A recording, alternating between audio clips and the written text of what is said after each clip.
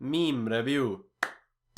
Meme review. Teate, mulle meeldivad meemid, nagu kellele ei meeldiks. Aga tead, mis mulle veel rohkem meeldib, on meemid, mis on tehtud minu kohta. Ma mäletan seda päeva, nagu see oleks eile olnud. Oli täiesti tavaline päev, kui ma sain Instagramilt notificationi, et mind on follow hakanud Tomsikese fännilehte.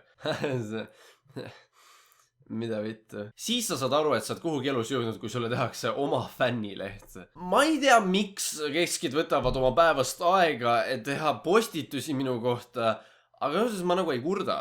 Neid fänni- ja meemilehti on igasuguseid, aga minust kõige parem neist on see tomsikene.meemid. See on üle 1000 followeri. What the fuck? See on rohkem kui enamus mu sõpradel. Kunagi sai fleksida sellega, et mul on rohkem followere kui sul, ehk siis ma olen parem kui sina. Aga nüüd ma saan fleksida sellega, et mu fännilehel on rohkem followere kui sul.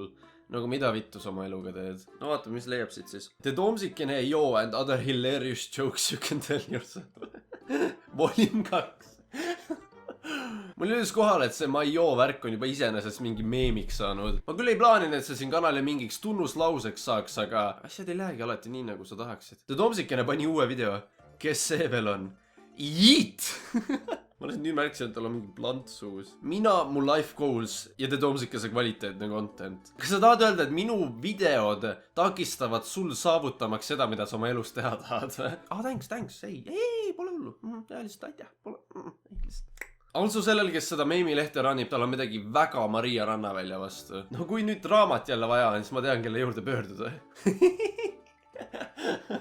Mul on selline kahtlane tunne, et Kaljulaid küll vaataks mu videoid. Nii et noh, Kersti Jõu, kui vaatad, et siis võiks nagu presidendi vastuvõtule kutsuda või lihtsalt niisama ja. Okei, ja need Insta-meemid on küll väga lahedad ja puha, aga need kõik on täpselt sama põhimõttega, et Tomsikene on kõige parem ja lahedam ja mida iganes. Aga mulle isiklikult meeldivad rohkem sellised meemid, mis on nagu minu content'i üle. Sellised inside joke'id ja selline värk. Ja õnneks selleks on mul mu Discordi server. Põhimõtteliselt täiesti surnud, aga nagu te võiksite ikka liiktuda. Siin on eraldi tekstikanal meemide jaoks. Eestis kuulsust koguv YouTuber joob videos viina. Kurat kahju, et see päris postitus ei ole. Ma arvan, et minu vihavaenlane pole mitte ükski teine YouTuber, vaid see on Delfi agentuur. Need spioonid, kurat, nad ikka igal pool. Okay. Sel pildil pole isegi mingit seost minuga, aga see on lihtsalt liiga hea, et videost välja jätta. Ja need tavalised narkootikumid, need ei ole enam piisavad minu jaoks. Mida sa teeksid peale selle suitsetamist?